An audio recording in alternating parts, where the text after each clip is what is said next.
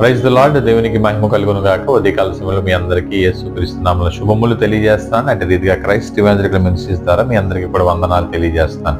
ఉదయకాల సమయంలో బైబిల్లో తెరిచి దేవుని యొక్క వాక్యాన్ని విందాం. కీర్తనల గ్రంథము 24వ అధ్యాయము 5వ మాట ఈ విధంగా రాయబడి ఉంది. 24:5వ మాట. మరి 4వ మాటను కూడా నేను చదవాలని ఆశ. వ్యర్థమైన దాని యందు మనసు పెట్టకయు, కపటముగా ప్రమాణం చేయకయు, నిర్దోషమైన చేతులు, శుద్ధమైన హృదయము కలిగి ఉండువాడే వాడు యెహోవా వలన ఆశీర్వాదం పొందు. ఈరోజు దేవుడు మనకి ఇచ్చినటువంటి వాగ్దానం ఏంటంటే, లేకపోతే మనకి తెలియజేస్తున్నటువంటి మెసేజ్ ఏంటంటే, నీవు యెహోవా వలన ఆశీర్వాదము పొందిన వాడవు. అయితే చాలా మంది బ్లెస్సింగ్ కావాలనుకుంటారు.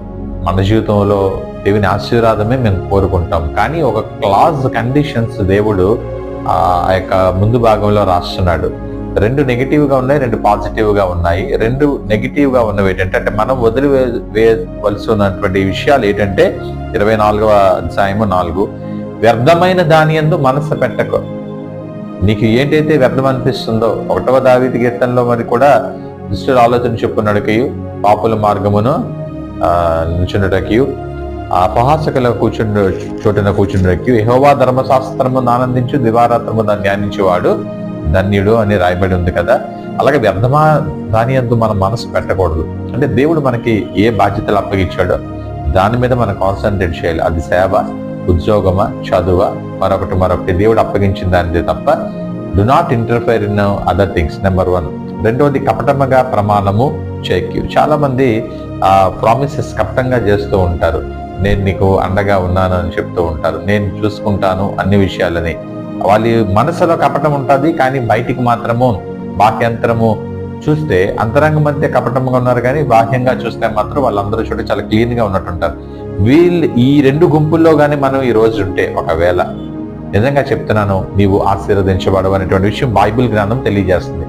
అయితే ఎవరు ఆశీర్వదించబడతారని అంటే, నిర్దోషమైన చేతులు, శుద్ధమైనటువంటి హృదయము. బహుశా ఈ 2 క్వాలిటీస్ నేను అనుకుంటాను పట్టిస్తున్నటువంటి నా జీవితంలో కూడా అంత పర్సంటేజ్ ఉందో లేదో నాకు కూడా తెలియదు. నిర్దోషమైనటువంటి చేతులు అంటే నిర్దోషము కలిగినటువంటి మనస్సు, నిర్దోషంగా ఉండేటువంటి జీవితము, శుద్ధమైనటువంటి మనసు. అలాగే మత్తయి సువార్త 5వ అధ్యాయంలో కొండ మీద ప్రసంగంలో ప్రభు వారు చెప్తున్నారు, హృదయ శుద్ధి గలవారు ధన్యులు. నిజంగా శుద్ధ హృదయము మన జీవితాల్లో కలిగి ఉందా? ఈరోజు మనం ప్రశ్న వేసుకోవాలి. అందుకే భక్తుడైనటువంటి దావీదు అంటున్నాడు 51వ కీర్తనలో, శుద్ధ హృదయము కలుగు జయ ప్రభువా. ఇది దేవుని వల్లనే సాధ్యము. మనం ప్రాక్టీస్ చేస్తే, మనం ఫెయిత్ ప్రాక్టీస్ చేస్తే, మనము ఆయనను పెనుగులాడితే, ప్రార్థనలో ఆయనతో నడిస్తే ఖచ్చితంగా దేవుడు నిర్దోషమైనటువంటి చేతులు, శుద్ధ హృదయమును కలుగు చేస్తాడు.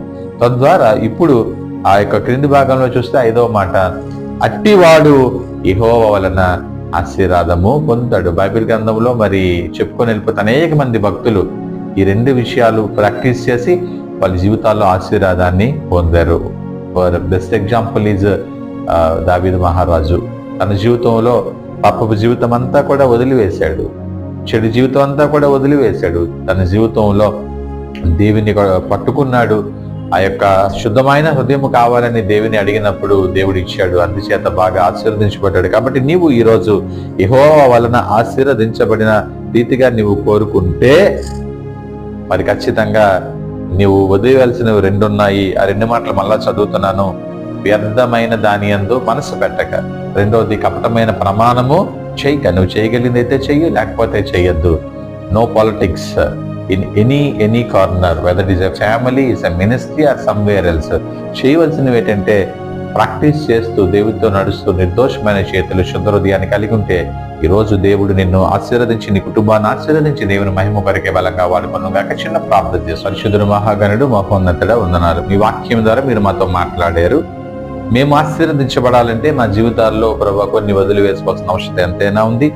ప్రాముఖ్యంగా 2 మాటలు మాతో మాట్లాడారు ప్రభా.